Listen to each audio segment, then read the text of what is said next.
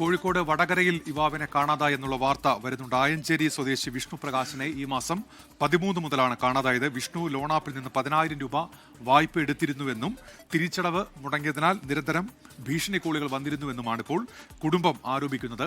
അനീഷ് ദേവസ്യ കോഴിക്കോട് വിശദാംശങ്ങളുമായി ചേരുന്നുണ്ട്. അനീഷ്, എന്തൊക്കെയാണ് സംഭവത്തിന്റെ കൂടുതൽ വിവരങ്ങൾ? ഉന്മേഷ്, 13-ാം തീയതി മുതലാണ് കോഴിക്കോട് വടകരയിൽ നിന്നും യുവാവിനെ കാണാതായത്. ആയഞ്ചേരി സ്വദേശിയായ വിഷ്ണു പ്രകാശിനെയാണ് കാണാതായിരിക്കുന്നത്. ഇദ്ദേഹം കഴിഞ്ഞ ദിവസം വീട്ടിൽ നിന്ന് ബാങ്കിൽ പോകാമെന്ന് പറഞ്ഞാണ് പോയത്. എങ്കിലും ഇതുവരെ തിരിച്ചെത്തിയിട്ടില്ല.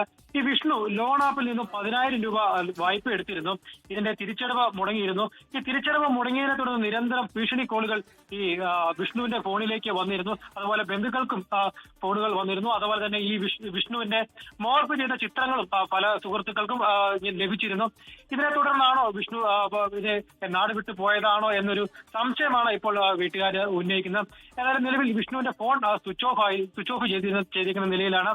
നിലയിൽ വീട്ടുകാർ ഈ വടകര പോലീസിൽ പരാതി കൊടുത്തിട്ടുണ്ട്. നിലയിൽ വടകര പോലീസ് കേസെടുത്ത് അന്വേഷണം ആരംഭിച്ചിട്ടുണ്ട്. ഉന്മേഷ്,